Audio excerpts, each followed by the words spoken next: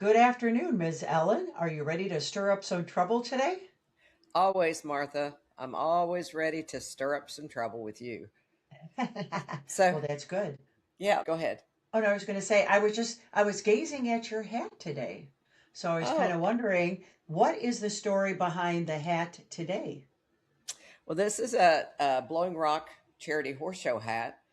And Blowing Rock is a unique horse show nestled in Blowing Rock, North Carolina, which is right next to Boone, North Carolina as well, very much in the mountains. And the show is an outdoor show. Hmm. It uh, only hosts shows during the day, does not Okay. host them at night. They don't even have outdoor lights. But the facility itself is a boarding operation for the community where people can take advantage of the facility and the trails around there. And it's a beautiful little facility. But what makes the Blowing Rock Horse Show unique in today's time is that it is multi breed and multi discipline. And the shows are spread out over several different weeks.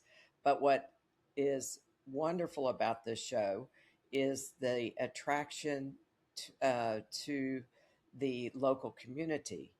They come out and they support the show. The town gets excited when the show comes to town because it knows of the economic impact that it brings. People camp out at the show. They will have little picnics around the ring.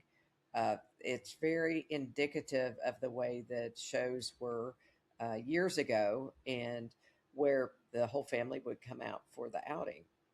Uh, And I think then too, we could just get into like how people communicate with each other. I think we can also go and blame the fact too, social media, even though social media is a great thing. It also has isolated people, I think, more. And I think what happens is now people are always on their phones and computers and they don't really interact. The communication skills that we used to have are no longer there. I find sometimes, I think us older people really kind of had the grasp of talking because we've been talking our whole life. But I notice a lot of times with young people, the whole idea of conversing and talking with others and socializing, it's a little bit tougher because it's a skill that they really don't have to work at. The screen here is their world. And then also, I think we were also talking about a little bit earlier, that also kind of leads to a little bit of there's, depression is a little bit up. And the other thing is, okay, people might have a following to where they go, oh, I have a following of 50,000 people, 1 million. But you know what? You might have a million people looking at you, but you're still lonely because you're the only one in that room. So what is that about now? And I think since we're horse gals here, we're always trying to go and push the whole horse aspect on how horses can maybe help you out of maybe not being quite so lonely, maybe not being quite so depressed, maybe being outside, being part of a community. I think all of those things are very important. Yeah. Martha, when I was 12, I lost my father. Oh, He was killed in a car wreck. hmm. And that was the whole reason why I was involved in horses to begin with. Wow. And he was the one that would take me to my riding lessons more times than not, supported all the crazy things that I did in trying to promote getting a horse, Right? so to speak. And the day after uh, I lost him, my friends Raymond and Lillian picked me up at the house and took me over to what was then Black Magic Land and Hmm. taught me to drive. And A that horse or drive a experience car? to drive a horse, that We just want to get experience, that straight now, what yeah. exactly you were driving. Well, I think I drove a car at 13, drove a horse Yeah. at 12. Hmm. But anyway, that experience was so, to this day, very powerful for me Right. on many levels because I needed a friend. I Hmm. needed a coping mechanism. I needed to be able to know that, uh, if I crawled in that a stall and sat on a tailboard, that the horse would listen to me, Right. or nudge me, or nuzzle me, because my mother was not warm and fuzzy. She was Hmm. wonderfully organized and did everything in her power to be a wonderful mother, but she was not warm and fuzzy. Right. So I got that a little bit through the horses and probably the dogs too. Uh, Hmm. that type of companionship, if you will. Right. And uh, that grew over the years when I was a caretaker for them, and when I started my own programs of developing horses and riders. The kinship that I've had with horses uh, probably kept me from being in big trouble. Right. The truth be known. And I I, have seen that over the years where horses have literally saved people. Have you? oh, oh, for sure. So many kids that have even been at the barn that sometimes too, they would actually bring their homework to the barn, sit in their horse's stall, right? Like underneath the Yeah. feed box, right? And Yeah. do the homework. It was always kind of a cute picture because sometimes you would see these kids doing this. I haven't seen too many kids do sitting down doing hours of homework in the stall is something I don't see kids do too much either. But I just remember that so many times kids would bring in like their books and sit there with their horses. Their horses are just kind of munching hay and they're sitting in the corner with them. And I think so many times the kids just felt they were that warmth of that horse and the fact that horse would just be close to them.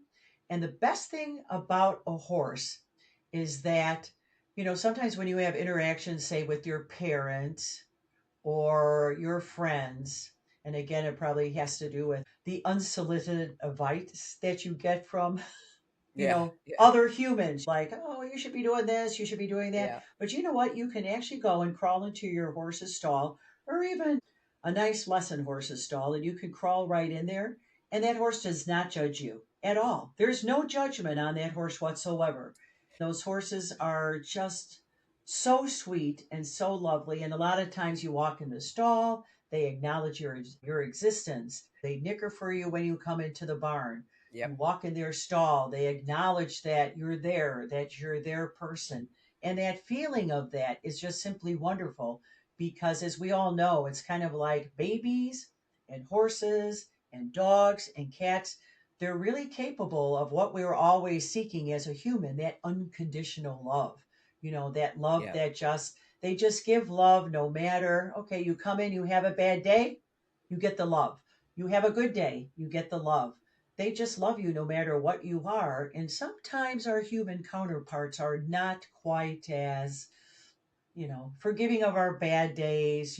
We don't have that same rapport with our human counterparts as we can with our dogs and cats and horses. Well, we had Blondie.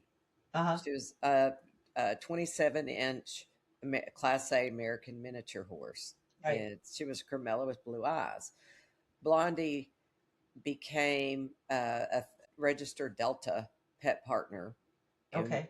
Molly and I would take her to all different opportunities, one of which we would visit the Rusk Rehab Center in Columbia, Missouri during the time that I was teaching at Stevens. So we'd put like one of those little Christmas tree head things on her and put a little red Mm-hmm. blanket on her, and she wore boots, and we'd go into the rehab hospital. And there was a gentleman who had been sent up from Houston who had a stroke, and they sent him to Rusk as kind of the last resort. So Mm-hmm. we walk up to his bed, and I lead Blondie up there to him, and he smiles and reaches out and Oh, touches her. And right. it was just phenomenal. And so that, in fact, the family burst into tears. And then we had a sister program with Stevens. It was Lee Elementary School. And Blondie would go over there as the reading rodeo pony for the Aw, Title I children. right. And we'd put her on the stage, and the kids were able to come up and get their picture made with them. And they had made posters. It was, what would Blondie do? It was when the WWJD bracelets were Right. out, or WWJD. Yeah, that's right.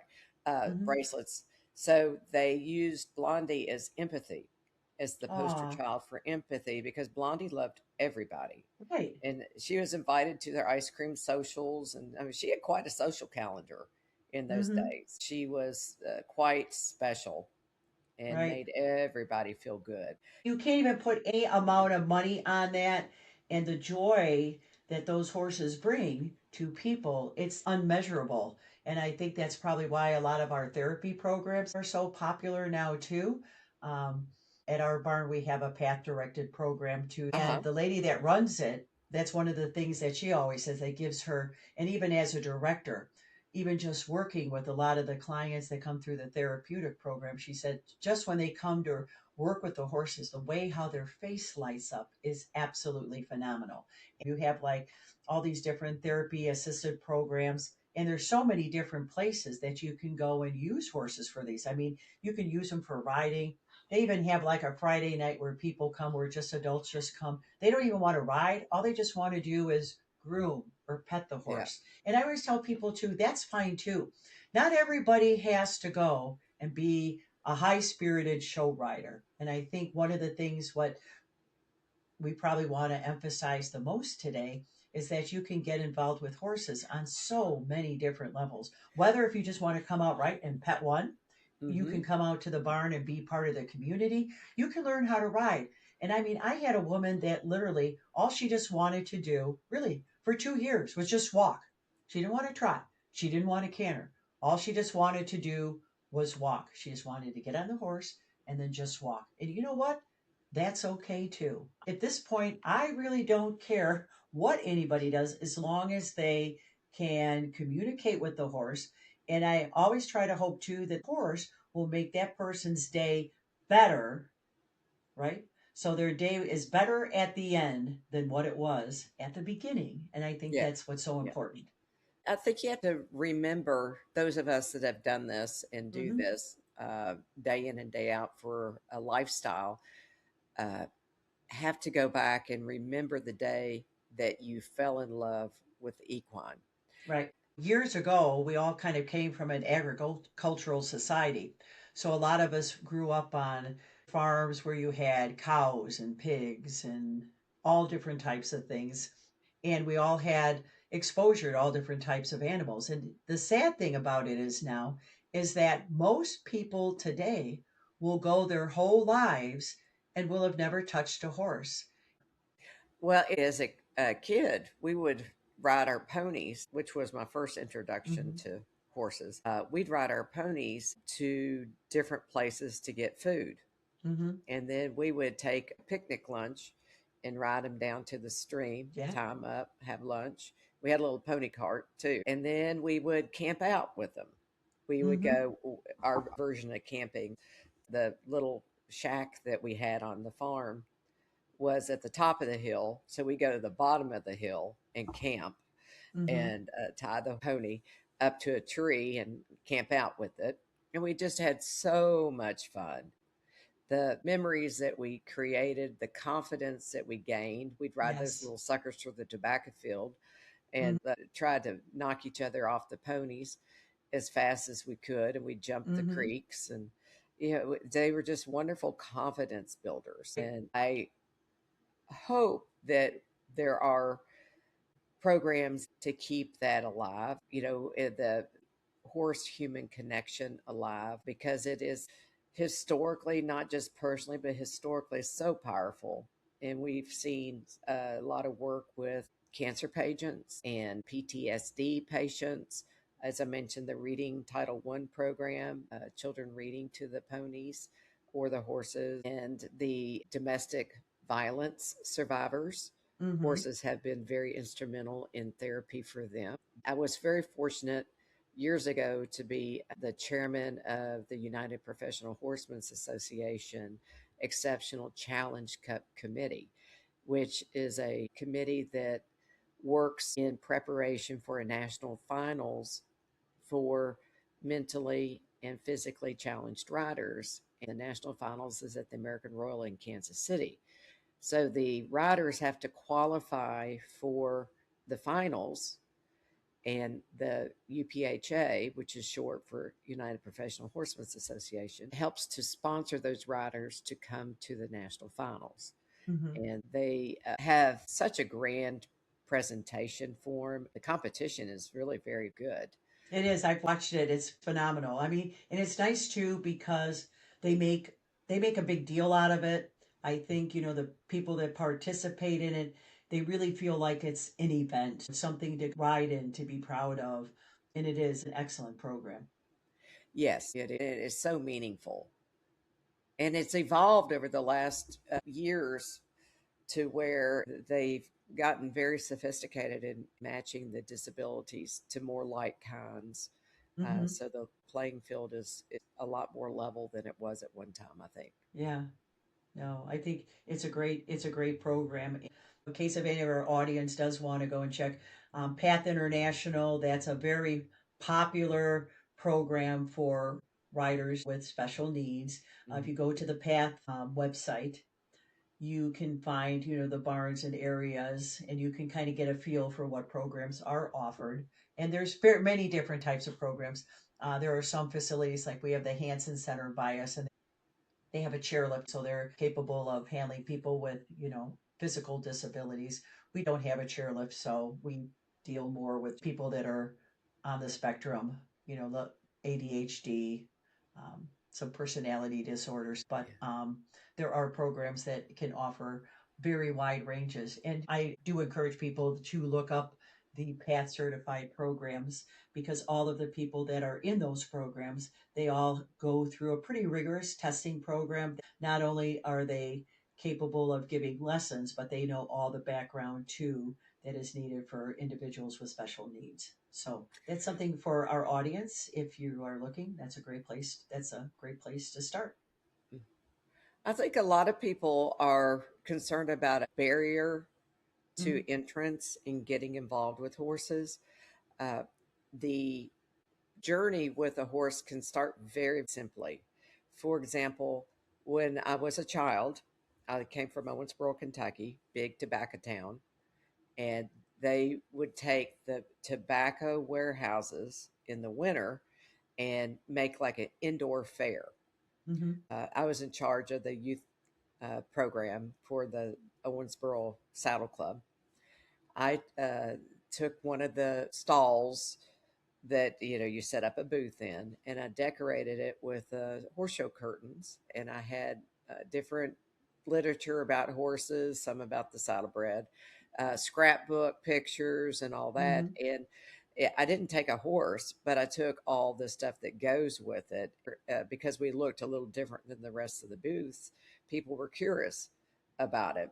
They came over and we were able to talk to them about what our program was in terms of the Owensboro Saddle Club, but also about getting them to think about horses and Mhm. all the different avenues that they might become interested with horses. And it was very simple to do and fun, and it gave me as a young person a chance to develop public speaking and Yes. to work with the community on a program. And then those opportunities ended up morphing into I did a little horse show announcing, at the county fair. I The love county county fairs. fair. Yep. Yeah. It's very easy to do things that we think are very hard sometimes. It's very easy. All you just really have to do is reach out to your local barn. A lot of barns, they would be willing to, if you came out, you could maybe do a tour, maybe tour the facility, see if it's something that you would like to do. Sometimes they do have meet and greets. And if you go like to a barn's website, they might have a schedule where they have meet and greets. A lot of times too, they'll let you take maybe just one introductory lesson, which is nice. You don't necessarily have to go into a facility right off the bat and say, oh, you have to sign up for 20 lessons. A lot of places will just, you can buy just one lesson and try that one lesson out and see if it's something that you like to do. And I think that's the best way to do it. And a lot of barns have gotten kind of clever. Some of them have like ladies' nights out to where you Yeah. can bring your lady friends out, and then you can all ride for the evening. The barns really are trying to, I think, reach out to people that are not currently involved with horses, and they would love to have you there. I know at our barn, we really would like to have all different types of people come, little, big, old. There are a lot of great programs out there, so it's well worth to investigate. Yeah. The well established programs will help you find your place. Yes.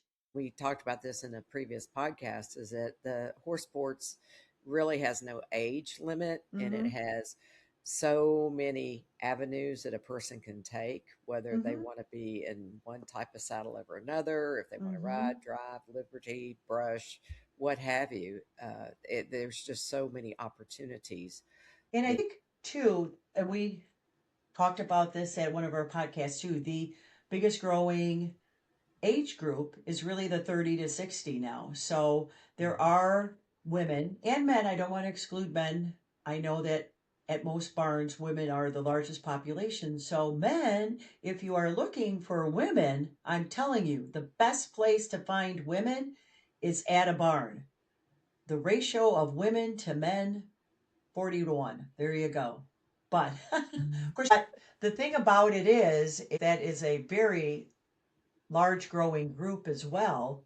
It's not even too just about even sometimes riding the horse. It's about finding like a new group of friends. So, it's and I think as we community. get older too, we have to really kind of go and find some new people to hang with because as we all know, as we get older, our friend group also gets smaller as well. A lot of times, life changes, family, friends, kids, or whatever. They kind of change our lives and our friends morph after a while. And it's really true.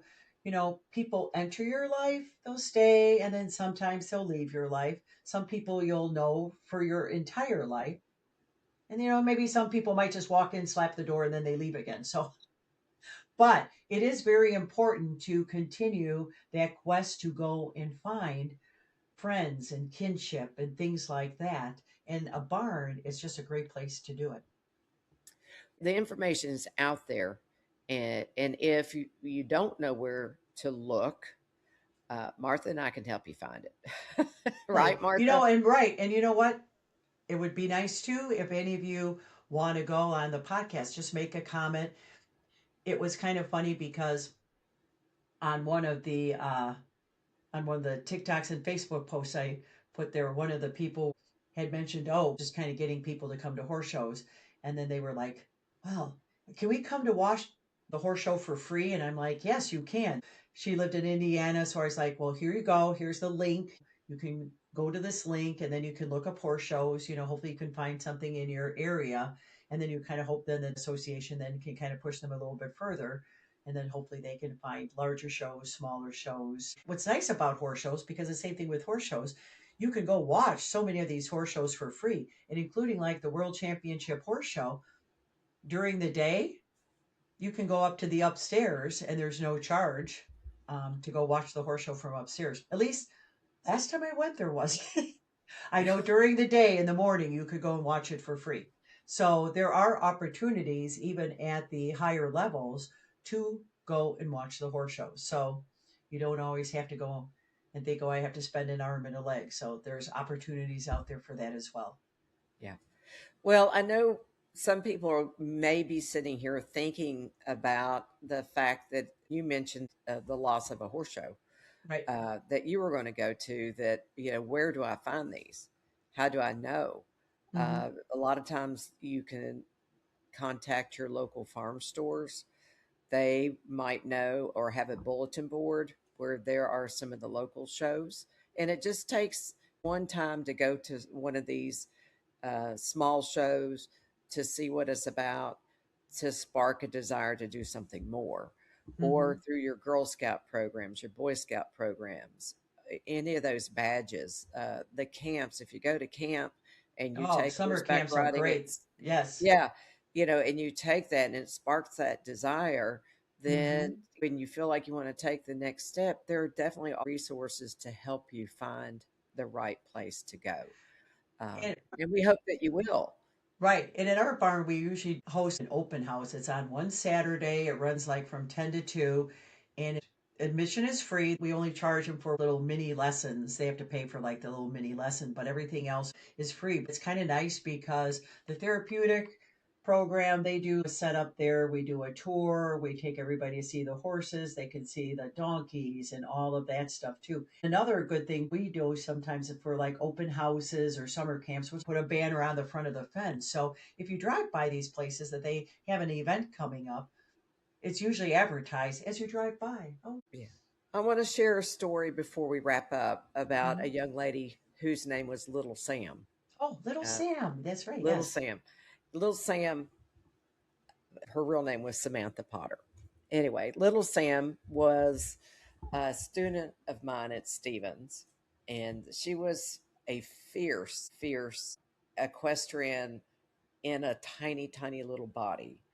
And what made her unique was Little Sam had little, if no vision in one of her eyes and about a 30-degree amount of vision in the other eye.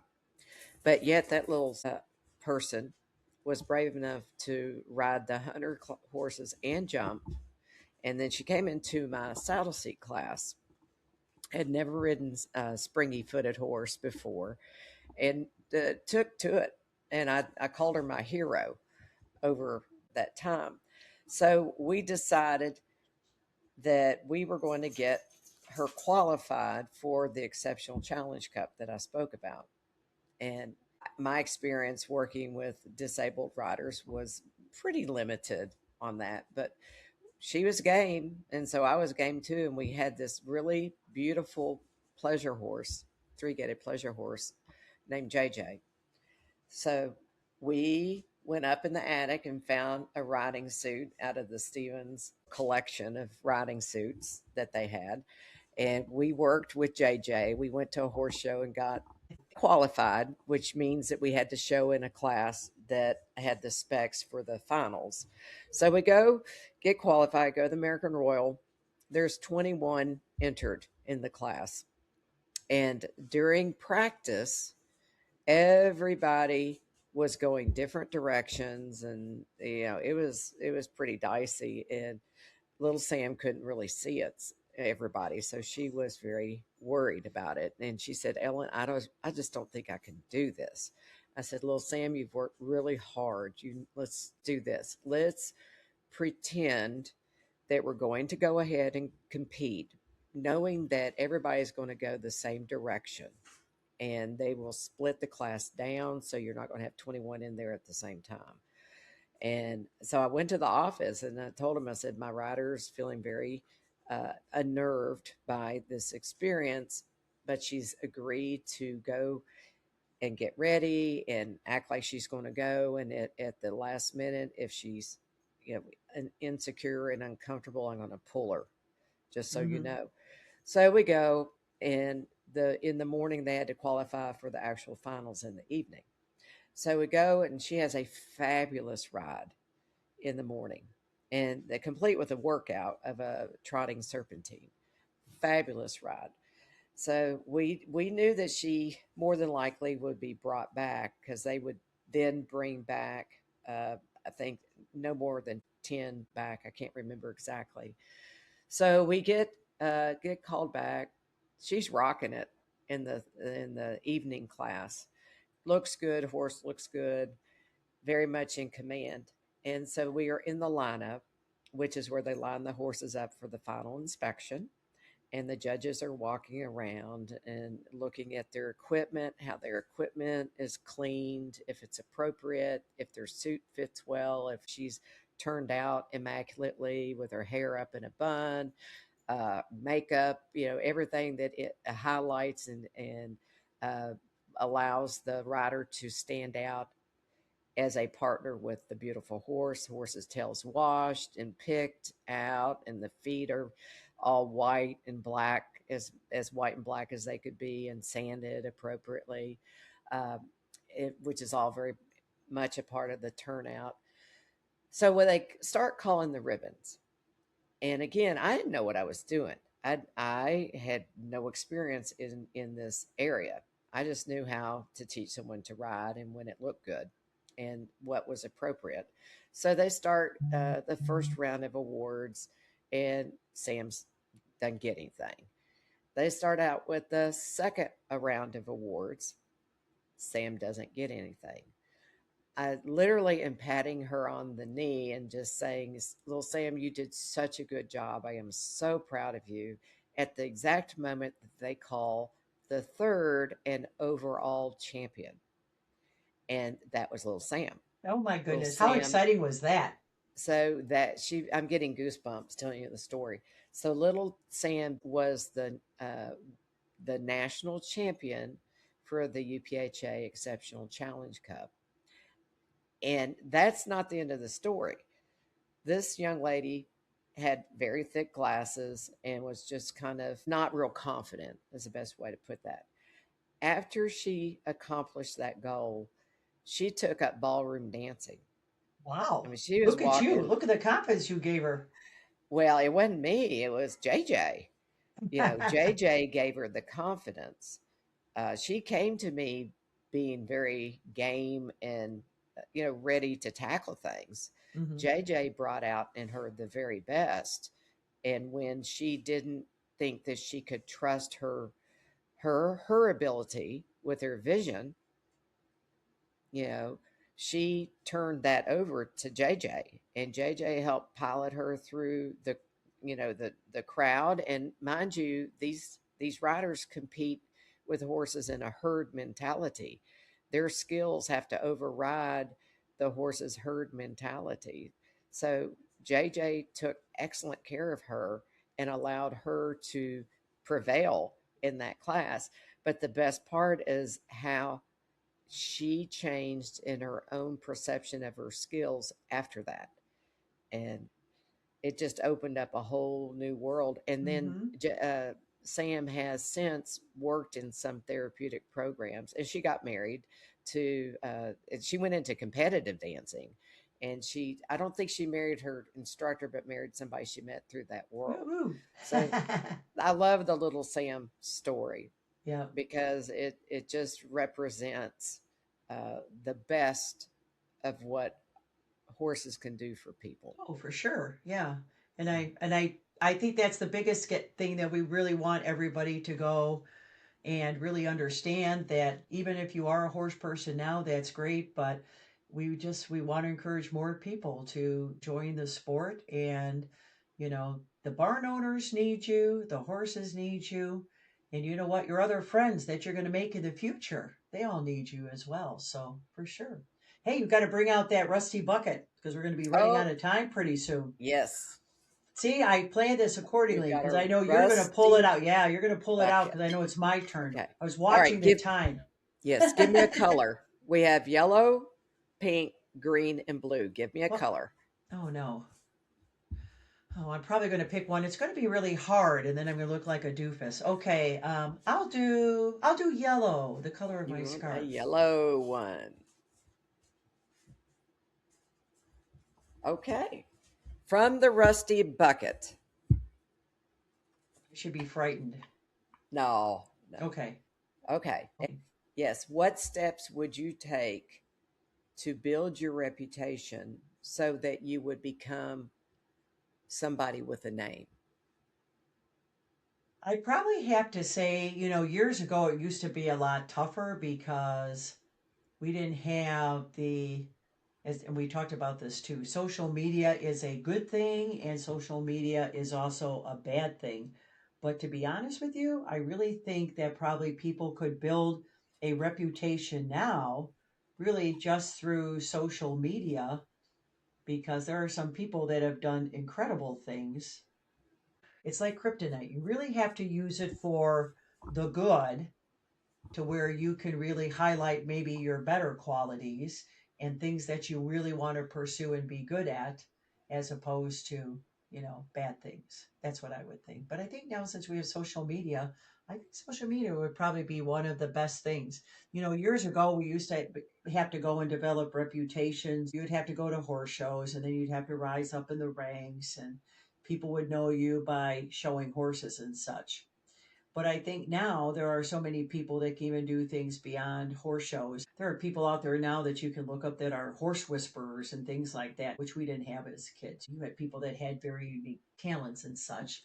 But at that time, if you were a trainer, the only way that people were going to find you were through like the Quarter Horse Journal, the Arabian Horse Journal, Saddle and Bridle, that type of a thing.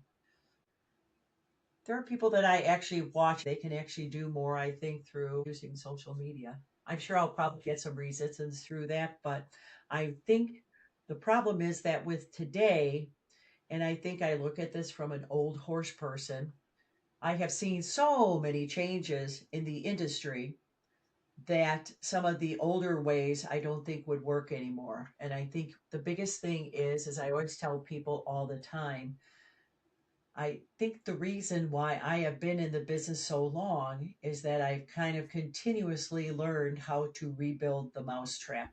When something happens, you flip it, you change, and then you have to find a new way to present a solution to a problem.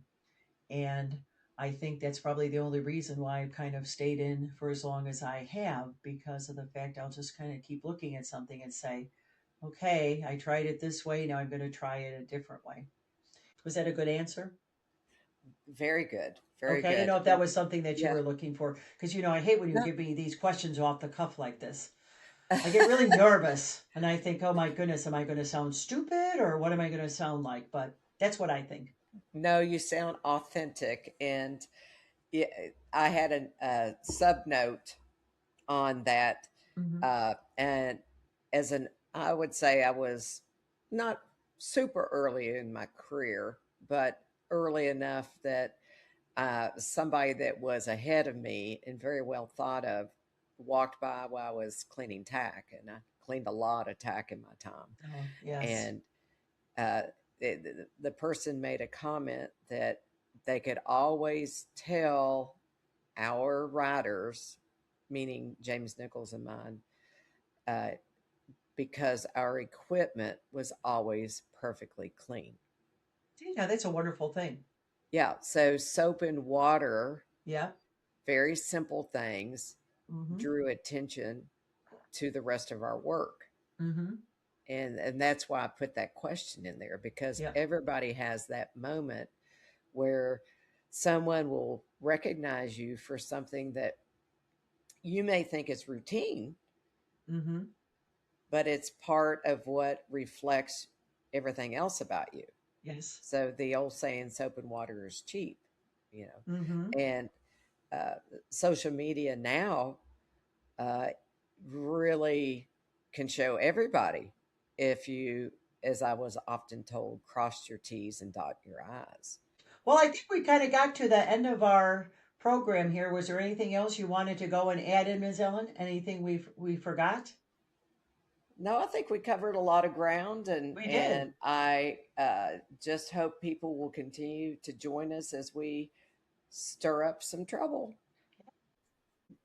We're still waiting for more comments and more questions for the bucket. I know everybody's kind of been busy showing. I'm hoping that everybody will tune into our podcast and